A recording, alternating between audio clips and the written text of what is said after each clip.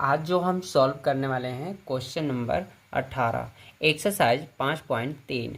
इसके पहले जो भी क्वेश्चन सॉल्व किए थे वो भी इजी कॉन्सेप्ट के साथ, तो ये भी क्वेश्चन वैसे ही हल होने वाला है। ठीक है, तो सबसे पहले क्वेश्चन पढ़ लेते हम लोग। केंद्र ए से प्रारंभ करते हुए, देखिए केंद्र ए से, तो आपको हम फिगर दिखा दें। केंद्र यहाँ पर देखिए, इस यहाँ पे फिगर हमने दिखाया है।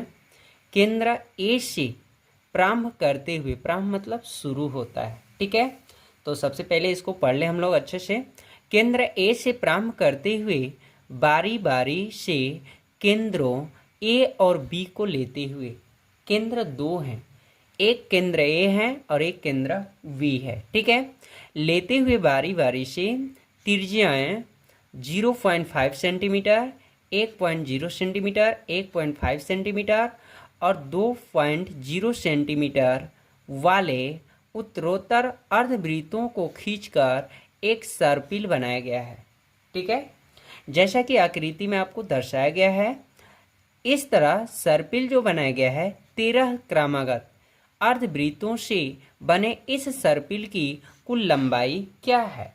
तो देखिए, कुल सर्पिल की लंबाई आपको बताना है जो यहाँ पर फिगर में दर्शाया गया है। तो देखिए इनकी, देखिए एक अर्धवृत्त ये हो गया, केंद्र ए से देखिए केंद्र ए से एक अर्धवृत्त बन गया, केंद्र बी से एक देखिए दूसरा अर्धवृत्त, इसी प्रकार नेक्स्ट तीसरा अर्धवृत्त और इसी प्रकार नेक्स्ट चौथा, और ऐसा ही क्रमानुसार टोटल कितने अर्धवृत्त की सर्पिल से बनाया गया है, 13 बनाया गया है।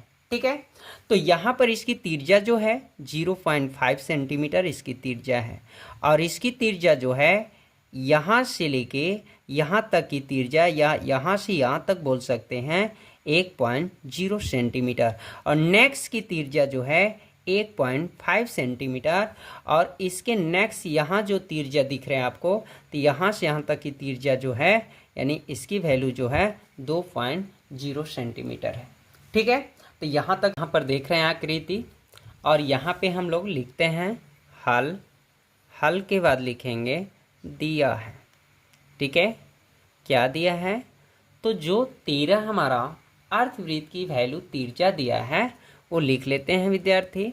तो देखिए पहला जो त्रिज्या है L1, L2, L3, L4, ऐसे करके 13 अर्धवृत्त हैं जिनके पहला त्रिज्या 0.5 सेंटीमीटर, दूसरी त्रिज्या 1.0 सेंटीमीटर, नेक्स्ट ये है और इसके पहले ये हैं, और इसकी त्रिज्या कितनी है ये पता नहीं है। ठीक है विद्यार्थी, तो बोला जा रहा है क्वेश्चन में कुल सर्पिल की लंबाई ज्ञात कीजिए। तो देखिए कुल मीन्स क्या होता है, कुल मीन्स यानी जोड़। तो जोड़ किस सूत्र में आते हैं, योग के। योग मीन्स क्या होता है, जोड़ी होता है ना, यानी इसका योग निकालना है विद्यार्थी। ठीक है, तो सबसे पहले यहाँ हमें समझना है अर्धवृत्त की कुल लंबाई ज्ञात करना है। यानी ये पहला अर्धवृत्त की लंबाई हो गई, ये दूसरा अर्धवृत्त की, और ये तीसरा और नेक्स्ट चौथा, ऐसे ही क्रमानुसार 13 चलता जा रहा है अर्धवृत्त। ठीक है, 13 है, इनकी लंबाई ज्ञात करना है। तो सबसे पहले हम पहला का निकालते हैं, तो लिखेंगे पहला अर्धवृत्त की लंबाई। तो देखिए अब यहाँ थोड़ा समझना है, अर्धवृत्त की लंबाई पहला निकालेंगे हम लोग, ये पहला हो गई। तो यहाँ पर देखिए ये लंबाई निकालना है, अर्धवृत्त की लंबाई यही लंबाई है, यानी ये जो वैल्यू है ये परिधि है। इन्हें क्या कहेंगे, परिधि, या इन्हें चक्कर भी बोल सकते हैं, परिक्रमा बोल सकते हैं, घूर्णन, यानी जो भी इस तरफ से आए, चारों तरफ आए, परिक्रमा कहे, घूर्णन कहे, तो उसका क्या निकालेंगे, परिधि ही निकालेंगे। लंबाई यही है ना, तो ठीक है परिधि निकालेंगे। तो अर्धवृत्त की परिधि क्या होती है, पाई आर होती है, पाई आर होती है। ठीक है, जो बुक में आपका दिया है कि पाई का मान जो यूज करना है 22/7।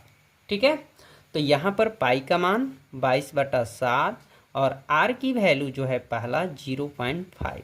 ठीक है, तो इसमें हम लोग गुना कर लेते हैं।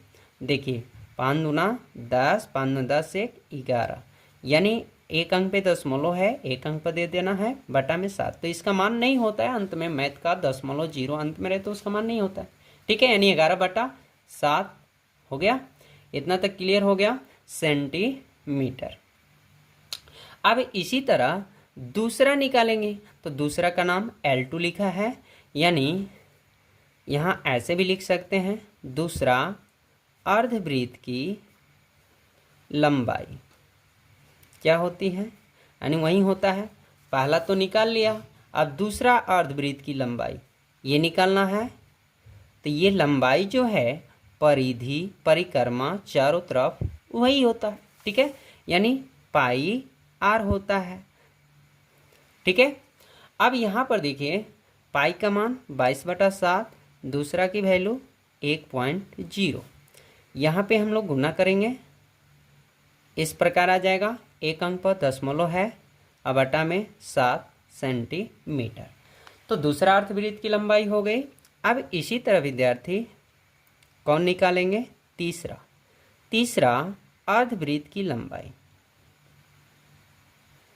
तो देखिए, तो वृत्त की लंबाई मतलब परिधि होता है। ठीक है, यानी सूत्र होता है पाई आर।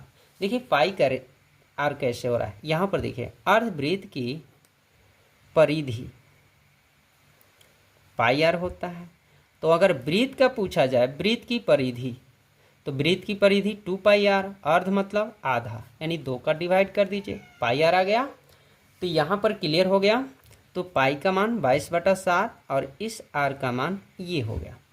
तो यहाँ पर देखिए 22 और 15 में गुना कर लीजिए, यानी 10 11 2 2, यानी 33 पॉइंट, एक अंक पर दशमलव है 0 बटा में 7 सेंटीमीटर। यहाँ तक कर लिए विद्यार्थी। तो अब देखिए L1 की वैल्यू जो है 11/7, 22/7.0 भी लिख सकते हैं, सेंटीमीटर भी आगे डाल लेना, 33.0 बटा में 7 सेंटीमीटर। इस तरह हो गया। तो इस प्रकार 13 अर्धवृत्त की सर्पिल की लंबाई बताना है। ठीक है, यानी योग निकालना है। तो देखिए ए का मान क्या हो जाएगा, 11/7, डी बराबर A2 - A1 होता है। तो देखिए ये भिन्न का घटा हो गए, यानी 22 - 11 कर लीजिए, थोड़ा बढ़ा लीजिए, 11 बाई क्या हो गया 7। यहाँ तक क्लियर हो गया विद्यार्थी। और एस एन की वैल्यू कुल कितने हैं, 13 हैं, जिसका सूत्र n/2 2a plus into n-1। यहाँ तक ऐसे कर लेंगे। अब देखिए n की वैल्यू 13 हो गई, 2a की वैल्यू 11/7 प्लस n की वैल्यू 13 और d का मान भी 11/7। अब इसको आगे बढ़ा लेते हैं, ये कटेगा नहीं विद्यार्थी। देखिए गुना हो गए और ये हो गए 12, ये हो गया 11/7। अब यहाँ पे करना है विद्यार्थी, देखिए 22/7, 12 में 11 का गुणा कर लीजिए, 2 हो गया, ये 2 हो गया, ये 1 2 1, यानी 132/7। अब देखिए नेक्स्ट इसके बढ़ रहे हैं हम लोग, बुडमास अब सीखेंगे। पहले अंदर की ब्रैकेट की वैल्यू हल करना है, भिन्न का जोड़ है, इसको ऐड कर लेंगे। ठीक है, ये तो आता ही होगा। अब आगे करना है विद्यार्थी, इकाई इकाई में जोड़िए, दहाई दहाई में, बटा में 7। अब यहाँ तक क्लियर हो गया। अब देखिए इसके आगे क्या करना है, कोष्ट। कोष्ट मीन्स क्या होता है, गुना होता है। तो देखिए यहाँ हम लोग ऐसे गुना करेंगे। ठीक है, तो यहाँ देखिए कटाइए, 7 दूना 14, 7 दूना 14 और ये हो गया 11, यानी 13 और 11 में गुणा कर लेते हैं हम लोग। तो यहाँ पर ही कर लीजिए, 3 1 3 1, यानी 143। तो टोटल अर्धवृत्त के सर्पिल की जो लंबाई है 143 होगा। तो यहाँ तक आपको विद्यार्थी पता हो गया कि 13 सर्पिल की लंबाई जो है अर्धवृत्त की 143 सेंटीमीटर